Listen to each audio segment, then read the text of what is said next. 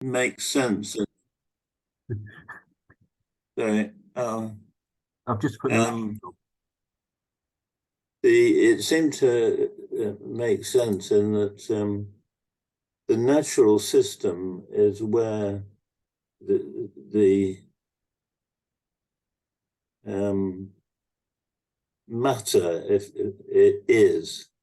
I know I've put it in an efficient cause. Obviously, I'm open to changing this, but it's where we capture the stuff that makes up the natural system. And in a way, it's in the bottom box. It's in the natural system, but it's the way I've interpreted the material cause as what we observe coming out of the natural system. I mean, you're probably maybe not happy with that. Well, I'm happy with it, but what that means for me is it switches for me one quadrant around, because the material cause, as I was interpreting it, was the energy and mass of the material things, but the observation of those material things and new insights is in the final cause. So the final cause is the impact on the observer.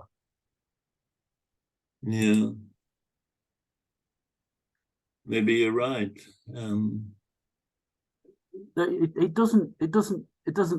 It's two different perspectives on the same model. One is taking the viewpoint of the observer, and one is taking the viewpoint of the observed. Well, I tried to do that with the world 1, 2, 3 thing. And I've coloured in green. Have you got the diagram in front of you? No, I haven't. If you have, you're welcome to share. Okay. Yes, green.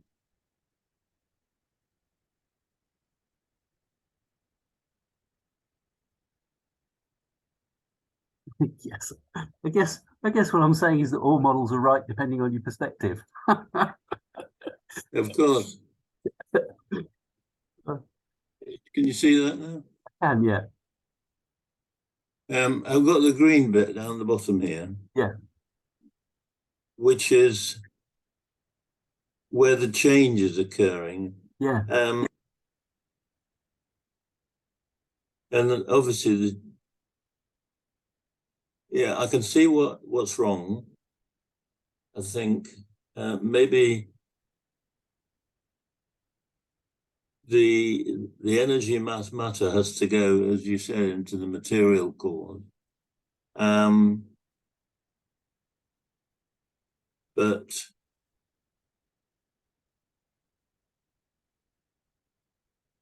the functor F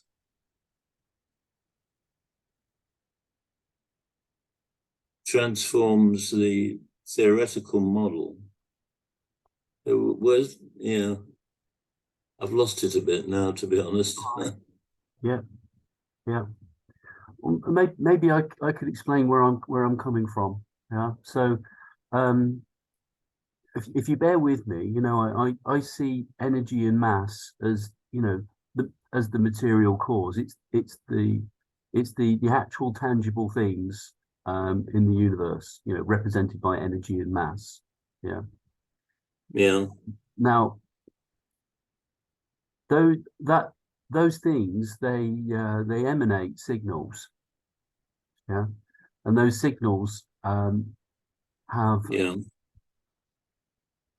they always have meaning to something. So it could be a photon of light, or it could be an electromagnetic interaction. Some sort of signal is taking place, and so something is everything is essentially being observed by something. something else. Yeah, and that observation leads to an informational event. Yeah. Yeah, and those informational events then have an impact on the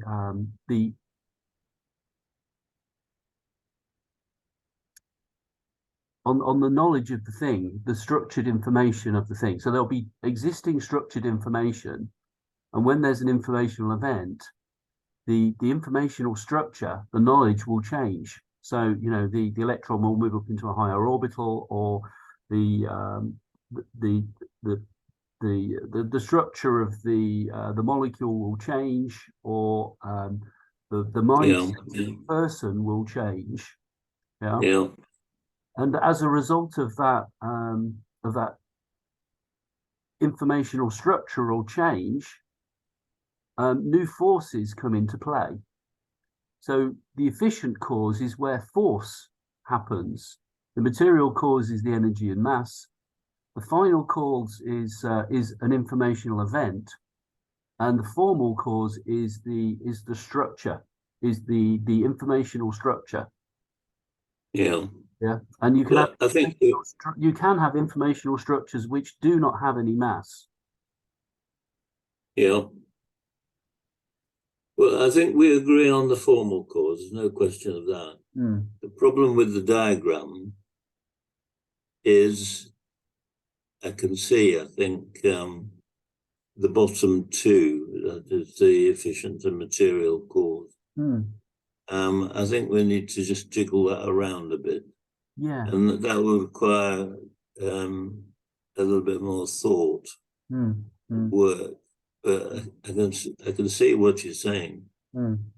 You obviously haven't got time to fiddle with that, I guess. I mean, I'd be quite interested to see how you change it. You know, I would love to say I have, but I know I haven't. Yeah. So I've got a plenary talk to prepare for the ISSS in June. I'm participating in a panel in Cozy in July. I've been nominated as the president for the ISSS, actually, and I've accepted the nomination. And I have to prepare a video explaining, you know, essentially why I would like to do it and what I would bring to the ISSS. So I have to prepare a video as well. But and then there's work. Yeah. So I really am under stress at the moment. Yeah, I understand. Yeah. So this is very important to me, and I do really appreciate the help that you're bringing to this. What I'd like to, I think what I'd like to achieve is I'd like to build on the paper that we've already done. Yeah. I see the follow-up paper being essentially integrating the ideas from Stoner with Popper's world and relational theory. So it adds one more element. Yeah. So I think if we look at Stoner's work, this helps us to then start to understand more specifically that the actual mechanisms that are taking place in this 4-quadrant model. So that's where I'd like to go. And yes. Say that bit again. Sorry, say that bit again. So I think that Stoner's work helps us to identify more specifically the mechanisms, and I don't know what the word would be, maybe the medium and the mechanisms that are taking place in these 4 quadrants. Yeah. I think what we could also do is we could then, have you come across Quark's? Have you come across Tyler Volk's Quarks to Culture? No. Yeah, so that's another great book. What it does is it lays out all of these different levels of system of abstraction, going up from quanta through nuclei, through atoms, through replicating molecules to different kinds of cells, and then multicellular organisms, animal social groups, and then we get into the human social system. So he's laid out very nicely all of these different levels, and how the prior levels come together to make up the higher level. So he's looked at the mechanisms of this, and I think if we can bring in some of Stoner's work, Tyler's work with the existing papers, we really start to comprehensively explain the system phenomena in terms of how things come to be. Yeah. So I have okay. So well, I agree with your objective. I think the next stage then is for me to have another look at this diagram and jiggle it about a bit. Yeah. And then for us to, when you've got a bit more time, for you to, adjust it and change it as you think where I've got it wrong. Or not wrong, but not wrong, just different. Different, yeah. Obviously we have to agree with a common diagram that we can go forward with. Yeah. So, given you're going to be away and you're busy, then obviously we'll just have to take the time to do it, and not worry about how long it's taking. Yeah. So things should be better after July. Yeah. Yeah. Well, July is quite a long way ahead, but anyway. Let me just highlight a couple of things. Yeah. So what's interesting, for instance, is we have well, there's lots of things that are interesting, but just to point out one particular thing. We have interaction in the formal cause, and we also have an interaction in the efficient. Yeah. Is that a mistake? It's not a mistake. It may be that there's a different kind of interaction that's taking place. Yeah. And we've also got work in formal cause, and we've got work in efficient cause. So so and I can see again, you've got organization in formal cause and organization in efficient cause. Yeah. So it might be that there may be a way of making more distinction between and have an overall flow across all of the different quadrants, but the things that are in one quadrant should be utilized as a prerequisite for the next, rather than appearing 2 or 3 times. That's one hypothesis. Yeah, I haven't spotted that actually. I can see that this is not right, what I've done. It's not consistent. And I did struggle with it for quite a long time. And, I think I've not looked at it since we last spoke. So I've been finishing off my book. And so I'm coming to it fresh this morning, and I can see what's wrong. Well, not wrong, as you say, different. Yeah. But we want to make sure it's internally consistent. We could have a go at it now together for maybe another half an hour. Okay. Yeah. I mean, take a copy of this perhaps, and move it on to the next slide. Let's copy that. Move it down to there. Right, this is the copy I can fiddle with. Yeah. So you tell me what you think. Okay. I should do. Okay. So first of all, do we want to try and present this in terms of the material cause, actually being the energy and mass, the organized substance, Yeah, yeah. Okay. Right. So all Okay. that has to Yeah. move across. Yeah. So you can leave everything, leave all the bits where they are, but just move the causes around one. Yeah. So no, maybe it's okay. I mean, I'll have to group these to move yeah, them. yeah, yeah, Well, in fact, we'll just relabel it and have it in a different yeah. form for the Okay. moment. So if I change that to material, Material. Yeah.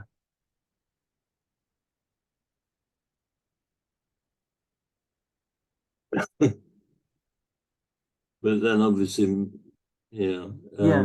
I maybe leave it. I think maybe leave it. To be honest, leave it as it is. Yeah. And the reason why is because um, it's not entirely.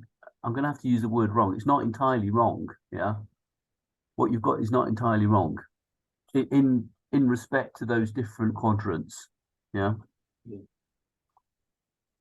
no, I think it's going to be quite difficult to do it together. Mm. I think I have to do it slowly and change it and then Yeah. send it to you Yeah. Yeah. for, Yeah. for another Yeah. another session. The trick. I don't know the guiding principle would be that if you name something, you only name it once. Yeah. Of Uh, course, yeah, yeah. yeah. So That's let me just drop a couple of extra terms in. Yeah. So in efficient cause, I'd like to see force. haven't I got force anywhere? No. Oh, that's a mistake, obviously, because flow is force is a flow. So this box here Mm. is related to force, in my view of the world, anyway. Yeah.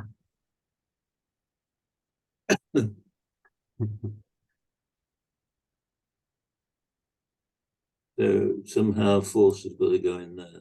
Yeah.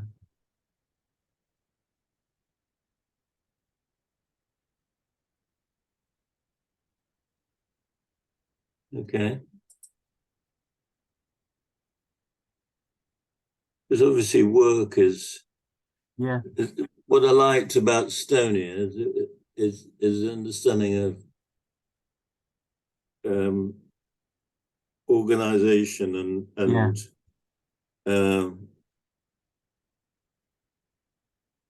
Yeah. Did you get you know, the idea of Newton's laws yeah. being Yeah. Did you get to uh, the point where it actually tried to quantify information in terms of its energy, the energy of information? yes, That was quite, yes, yeah, that was quite that's a remarkable. bit more speculative, that bit, isn't it? Yeah. But Yeah. the idea of information and I forget what word he used, but the traditional idea of force, force times distance Yeah. for work is force and organization. So the idea of the spatial concept being the organizing concept. Mm. Anyway, that force is missing clearly. So Mm. that was your first comment.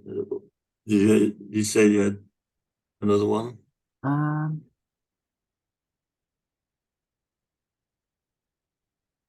Another one that might be useful to add in would be action rather than interaction. I'm not sure. What's the difference? Stoner was saying that every action was essentially an informational event. Yeah, so every movement is an informational event, and I thought that Yeah, was really quite profound. yeah. So what's the difference between interaction and action?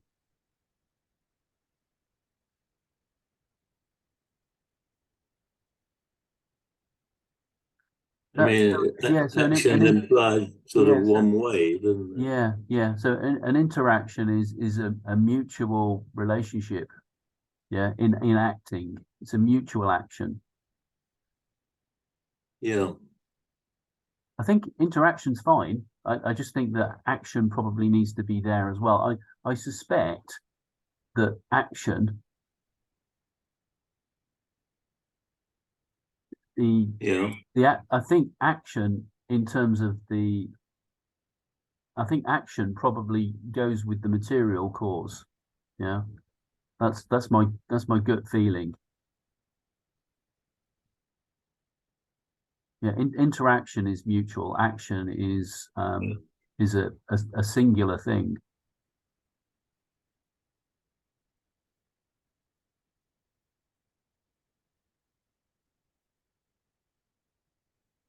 But why do you think it goes in material? Because when there is when there's an action in the material cause, that's what leads to the informational event. It may be that action goes into the final cause.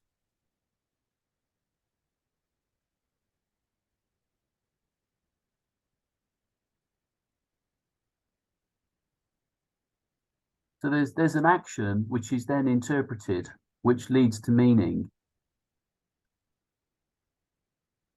Yes, got that there. Yeah. So I think the thing that leads into that is an action. Action, interpretation, meaning.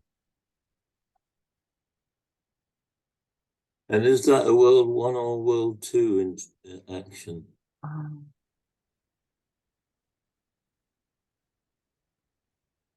Well, I think the interpretation is let me see if I can remember that. So world 1 is the real world, yeah, that we can only observe. Is that right? Yeah. Yeah. So action is a real one is a world 1 thing. Yeah. The interpretation is a world 2. Yeah, I agree with that. There's somewhere in there, isn't it? Yeah.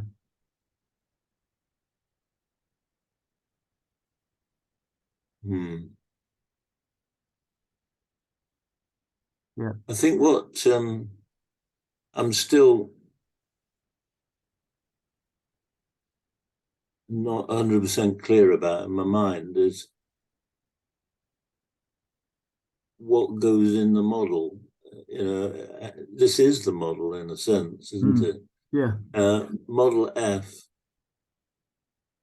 is a transformation, and the natural system N is also a transformation from one state to another state. I've got sigma under material cause. Are you thinking that should be an efficient cause? Yeah, yes. I'm thinking I'm looking at what's in there in material cause, and I'm thinking that the majority of that really I would have put the majority of what's in the material cause into the final cause. Yeah. The only thing I think I would move structured information into the formal cause.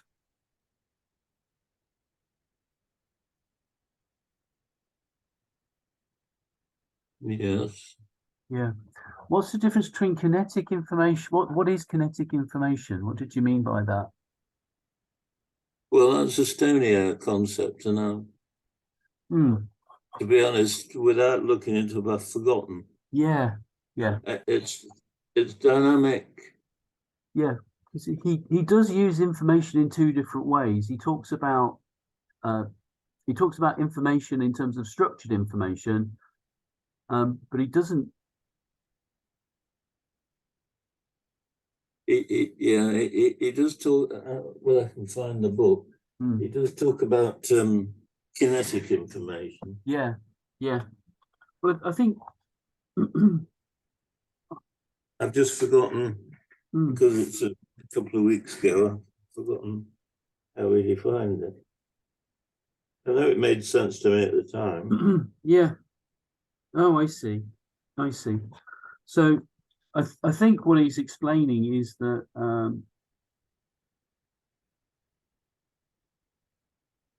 yeah, yeah. So when he talks about information in that context, I'm just looking at Appendix A. Um, he talks about the kinetic information and he's talking about kinetic information in terms of the information within the system. Yeah. So it's so I think that when he talks about information, he is really talking about information within the system, the structured information. Whereas I use information, I think, slightly differently, in that I use information as in informational events. Yeah. Yeah. Which is different.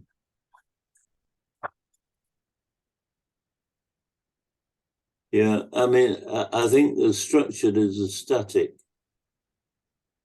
situation. Yeah. So yeah, structured information is how the information is how the information of the thing is structured. Kinetic information is the dynamics of that structured information. That's right. Yeah, that's how they should go together, shouldn't they? So yeah, they should be together. Yeah. Yeah. So informational event is in the final cause. I'm going to have to give this another deep rethink. Yeah. Because it's not, as you've pointed out, it's not right. No, but I mean, I know it's definitely it's a different interpretation, but you know, I think it's wrong in the sense that it's not consistent, and I don't think it's quite what we want. So we've got to change it, but at least it's a step in the right direction. Oh, I really do think so. Yeah, it's a massive step in the right direction. Yeah. So I would try and on the okay okay right. So the bottom right is still the material cause. Yeah. Yeah. Yeah. So supposed to be. Yeah. So bottom right. I don't know why I've put final in there. Why did I do that?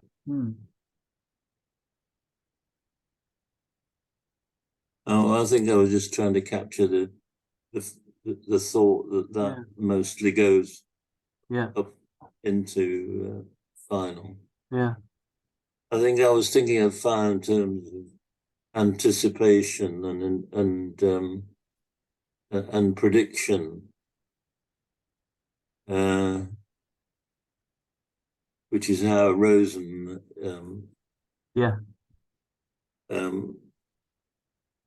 described it. But, yeah. Well, I think that's all very helpful, Gary. But I think it's just a stage on the process. Yeah. We've got to.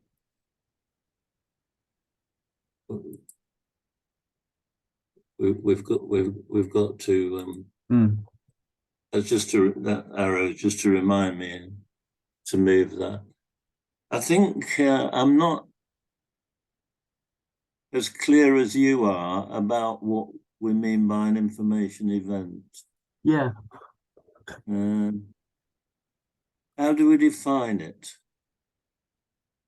How does Stoner define it?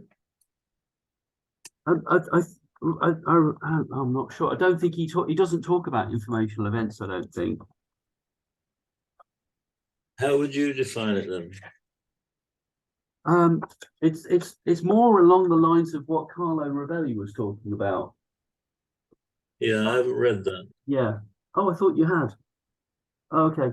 Yeah. So. Oh yes, I have. Sorry, I've got the wrong. I'm thinking of the wrong. Yeah. Wrong book. Yeah. Yeah. So an informational event.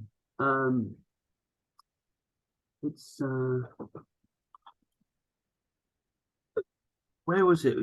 There was a really beautiful passage that you quoted last time. Where was that?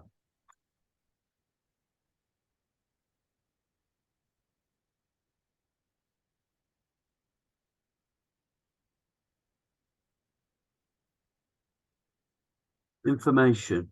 Yeah, so he's got a whole chapter on information.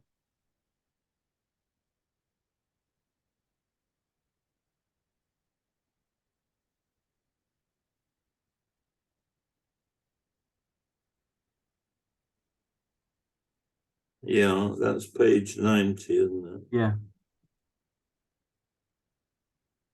There's nothing in the index to say informational event.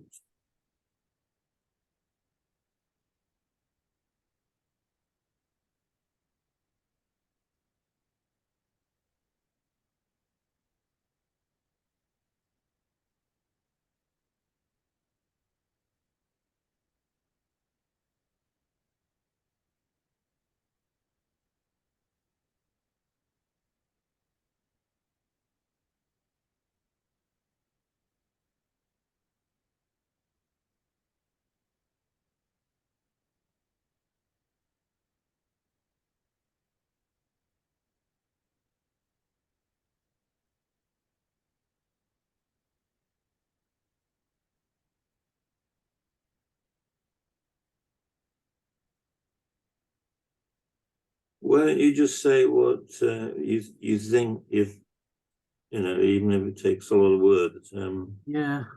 what you understand by informational event? I quoted it. I quoted it in my original paper. It's the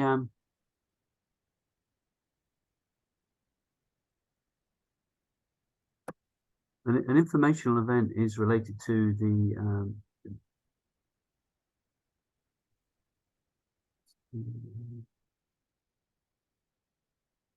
it's related to the inverse probability of something occurring.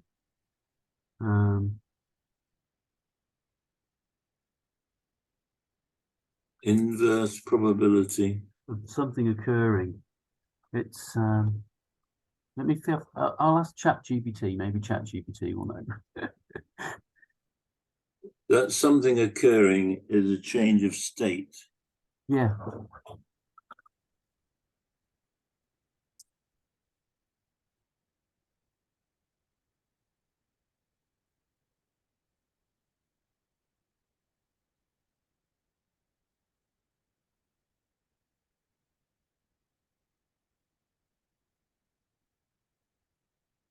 Yeah, there's something wrong, something not quite right about that definition. Yeah. In probability theory, information is often described in terms of the probability of an event occurring or the likelihood of a particular outcome. For instance, if we have a coin and we know the probability of getting heads, we can flip it. We can express this as a probability of 0.5. That means we get heads about half the time and tails half the other. Similarly, if we have data on a probability and we want to make predictions about future outcomes, we might use statistical models that assign probabilities to different possible outcomes based on the available information. These models allow us to quantify the uncertainty in our predictions and make decisions based on the most likely outcomes. Overall, probability theory provides a framework for understanding how information can be used to make predictions and decisions in the face of uncertainty. Yeah, it doesn't really do it for me. I don't think information event is the right description for the probability of a change of state. Yeah. We need a different, depends what we're emphasizing here. Is it the event itself or the change of state? No, the change of state is the event.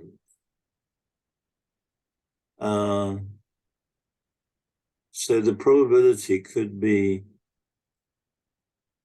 of the information that we have about that change of state or the actuality of the change of state. So by information event, you mean what you're observing to be that change of state? Is that how you see it?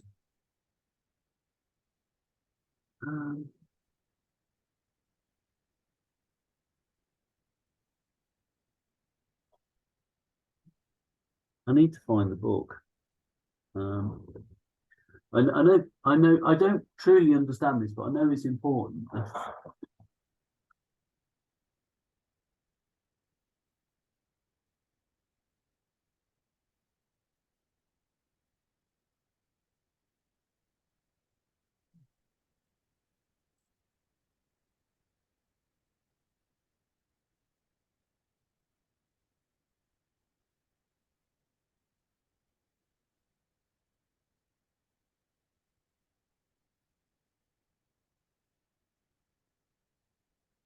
Yeah.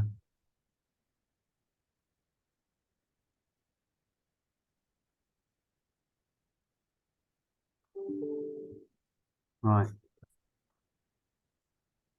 This is probably a better one. Yeah, it's a changing state of a physical system that conveys information about that system to an observer or detector. I'll put it in the chat. Okay.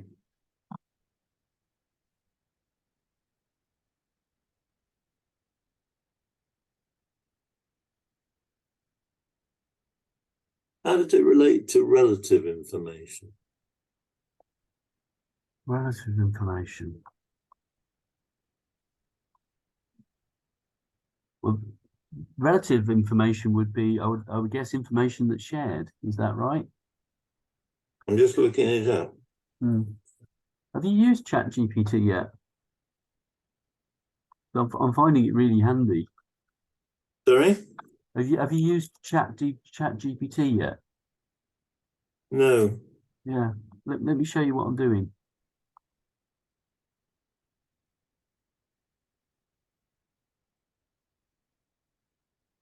You see my screen?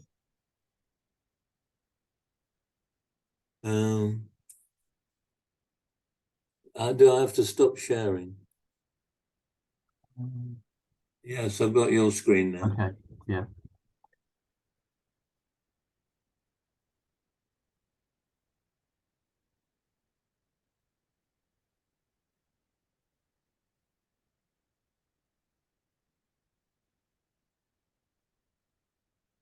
Or did you call it a relative information event? Well, this is a Ravelli yeah, concept on page 145.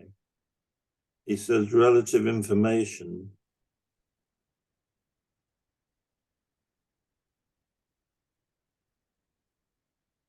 is the way in which we can say that information has a meaning. I'm just summarizing. Yeah. This is what ChatGPT says. In physics, relative information is a measure of the amount of information gained or lost when two physical systems are compared or correlated with each other. It is a way of quantifying the degree of correlation or similarity between two physical systems. One common example of relative information in physics is the mutual information between two systems. Mutual information is a measure of the amount of information that one system contains about the other system. It is defined as the difference between the entropy of the joint system, the two systems combined, and the sum of the entropies of the individual systems. That's too dense for me to take on board without thinking. Yes. Can you put that in again in the chat or something? Yeah.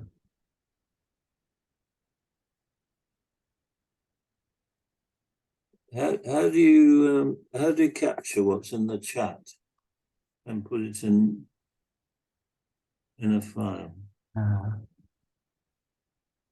Can you just copy it? Yeah, no, it does it automatically. Zoom does it automatically. Yeah, so I'll put that in the.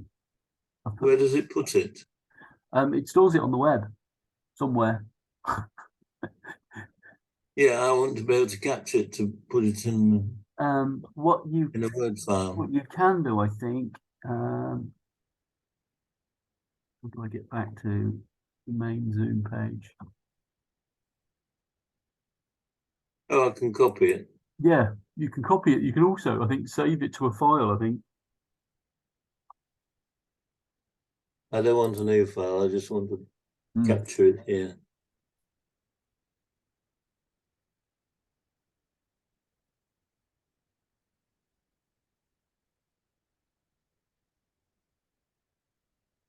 Okay, I've got that.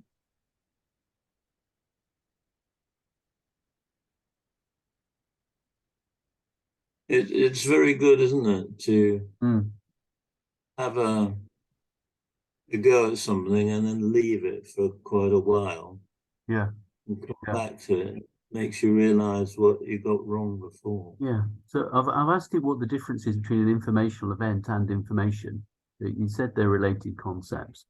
An informational event is a specific physical process or interaction that carries information about a system. For instance, the photon passing through a beam splitter or the measurement of a quantum system are both examples of informational events in physics. These events change the state of the system in a way that conveys information to an observer or detector. So information is more related to the content or meaning of that informational event. Yeah. Yeah. So this is the way that Stoner uses it. So information can be thought of as a measure of the degree of knowledge or understanding that an observer has about a system. Yeah. Okay, that makes sense. Yeah, but Stoner uses observer as universal. Everything is an observer.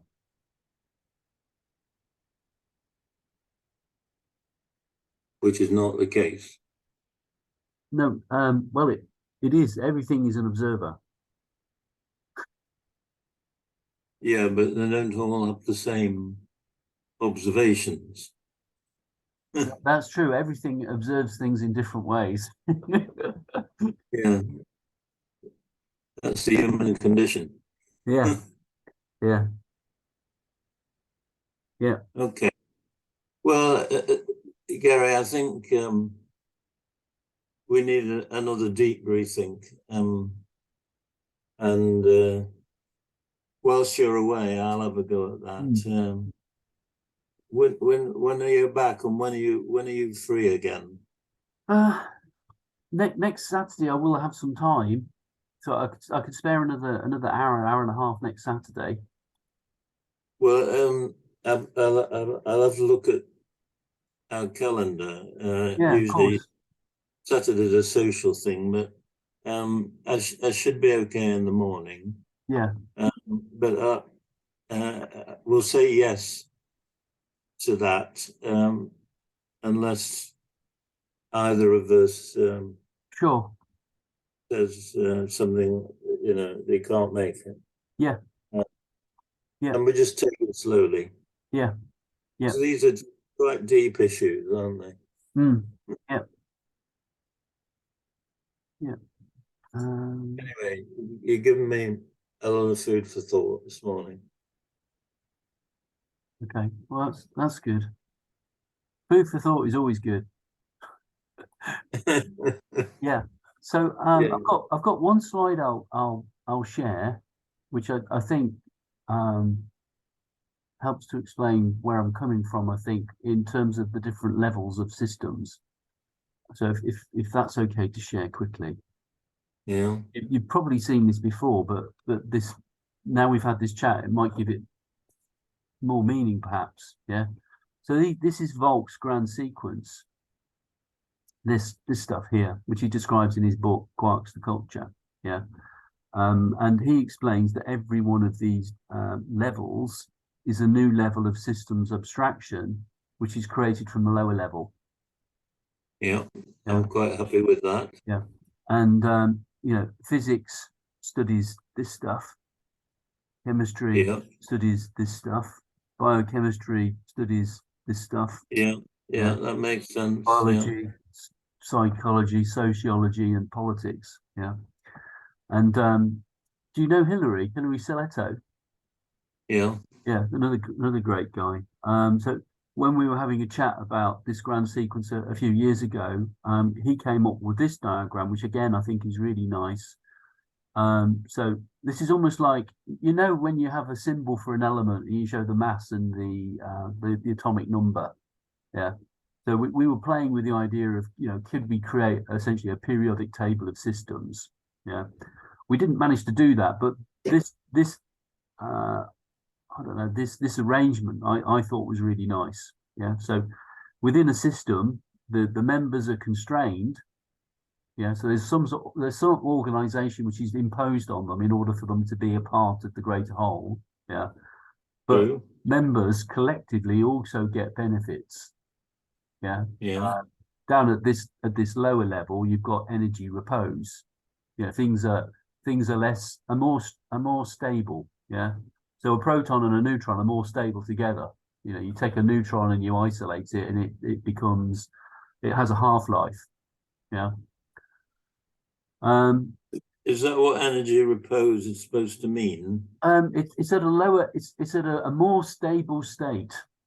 Energy repose. Yeah. Stability. Stability. It's all about stability. Yeah. Yeah. Have you come across energy activation diagrams? That's another nice concept. No. Yeah. So when molecules go through a chemical interaction, they are collectively at an energy level. Yeah. In order for the reaction to take place, typically there's energy which is needed for the interaction to take place. You know, for the structural changes.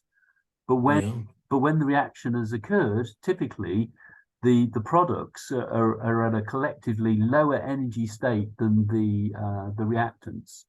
Yeah. Okay. And as a result, energy is released. Yeah. Yeah. So down at this level, things are generally trying to have, you know, a more relaxed life.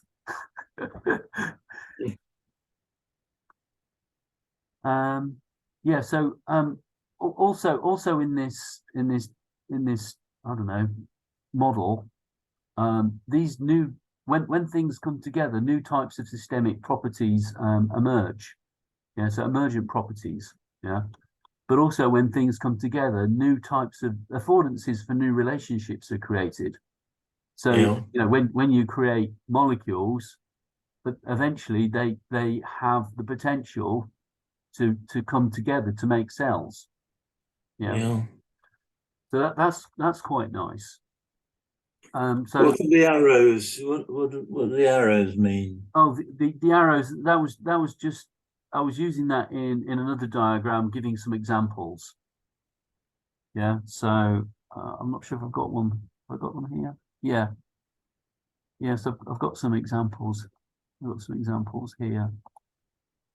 Yeah. So this is the kind of diagram I was building. So in agro villages, the constraints on the members is that they have roots in a particular locale. Yeah. So the cultural meta groups, the plants and the animals, which were distributed, yeah, not brought together. These things are brought together to form agro villages, and as a consequence, the constraints on the members is roots in a locale. You know, it's laying down roots in a particular area. Whereas cultural metagroups, they're tribes that are wandering around, you know, living off the land. When the land is, you know, doesn't have the resources they need, they move on somewhere else. Yeah. Yeah. Yeah. Yeah. So mutual life support is the benefit for the cultural meta groups, the plants and the animals. I mean, you could say that in an agro village, actually, the plants and the animals have also domesticated the people. Yeah. Yeah. So the emergent property of agro villages is agriculture. Yeah. And the potential for relationships is crops. Yeah. So agro villages can exchange crops. Yeah. Okay. So that's how that overall diagram was utilized to you know do this kind of analysis. So that arrow going from agro villages to socio control subsystem is going from from an overall agro-village concept, is it, to so what this is showing here is, these are the technologies that are developed as, I don't know, subsystems within this particular system. So within agro-villages, these subsystems arise. These are created by the people living in the agro-village. So in agro-villages, we develop things like wind and water mills, blacksmith stores, grain stores. And when we went into geopolitical states, the next level of abstraction, so nation states, organized, I don't know, in COSI, for instance, the IEE, as a result of these geopolitical states, new cultural technologies were developed, things like cities and currency, infrastructure, industry, etc. It's very interesting. Yeah, I've not seen anything like this before. Have you ever played Civilization? The game? Sorry? Have you ever played the game Civilization? No. Yeah. Well, Civilization, you basically start off in the ancient era with one city, and you gradually explore the landscape and develop new cities, but you also develop relationships with other cultures, competing, some of them in partnership. You develop new technologies as well. And as the technologies are developed, you move from era to era to era. So this is quite interesting. So these were the technologies that were developed at this level.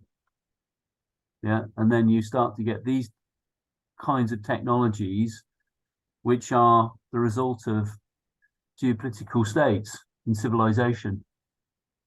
Anyway, it's interesting. It makes sense. Yeah. That original diagram you showed, can you send me a copy? Yeah.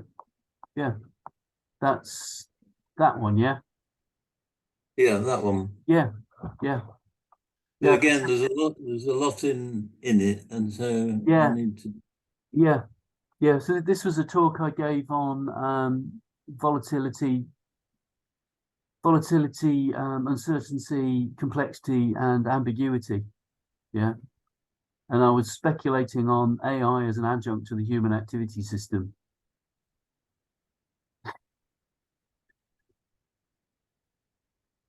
You're a man of many means, Gary. I'm weird. But it's all systems. It really is all systems. I'll send you over the link to this, if that's all right. Yeah, please. Okay. So that's got all those slides then, is it? Yeah, I'll have all these slides. I mean, I brought in Asimov.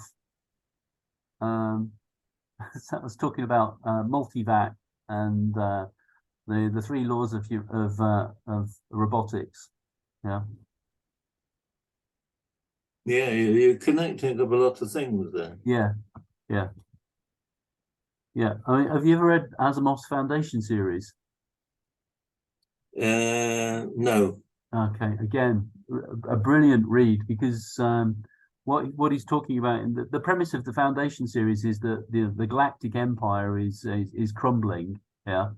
And nobody can see it crumbling. Nobody really can imagine that the empire is crumbling yet. But there's a mathematician called Harry Seldon, and he can see that things are starting to collapse. And he originally starts to create some sort of new science, which he calls psychohistory, which is able to make predictions about civilization, essentially, and how civilization is going to develop or collapse. Looking at lots of different factors, and he develops a mathematical model for this. His inspiration for the model is that he wants to try and find a way of stopping the collapse. But what he finds is that the collapse is now unstoppable, and